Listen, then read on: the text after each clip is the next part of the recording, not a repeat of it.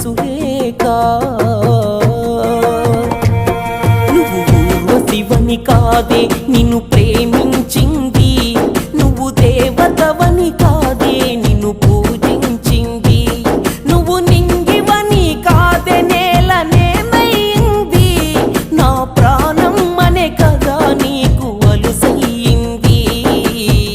రాతలో లేని రాధమ్మ చెప్పలేను